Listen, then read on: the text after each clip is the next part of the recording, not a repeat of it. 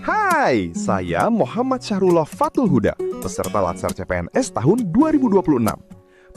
Melalui aktualisasi ini, saya mengembangkan model nadir.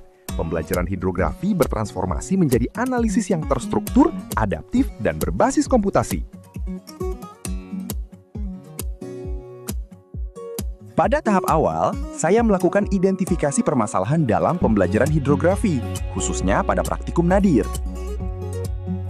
Ditemukan bahwa proses pembelajaran masih bersifat prosedural, belum terintegrasi dengan analisis data yang mendalam. Hal ini menjadi dasar dalam merumuskan kebutuhan inovasi pembelajaran.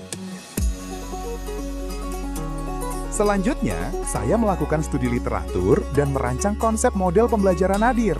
Model ini mengintegrasikan praktik lapangan dengan analisis data berbasis komputasi, sehingga pembelajaran tidak hanya memahami proses, tetapi juga menghasilkan interpretasi yang bermakna.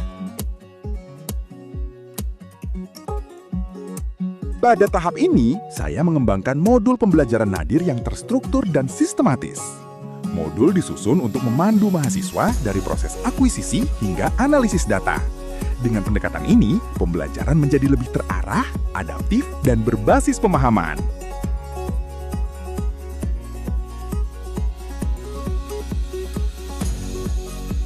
Proses pengolahan data dimulai dengan mengunduh data pasang surut dari website IOC Sea Level Monitoring.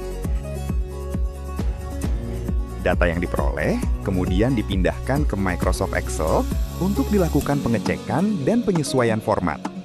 Selanjutnya, data disimpan dalam format CSV dan ditempatkan pada folder input yang telah disiapkan.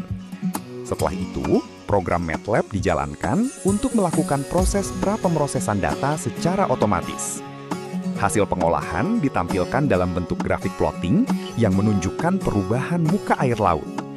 Selain itu, informasi statistik seperti jumlah data, outlier, dan kualitas data ditampilkan pada comment window.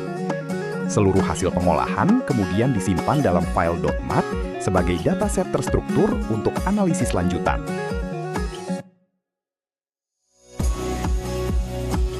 Model yang telah dikembangkan kemudian diimplementasikan dalam kegiatan praktikum hidrografi.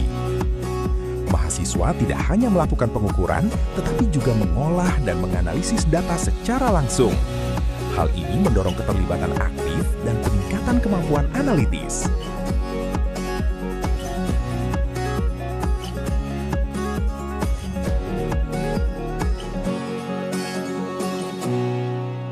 Tahap akhir dilakukan evaluasi terhadap hasil implementasi model. Umpan balik dari mahasiswa dan mentor digunakan untuk menilai efektivitas pembelajaran. Hasil evaluasi menunjukkan peningkatan pemahaman, serta menjadi dasar penyempurnaan model nadir ke depan.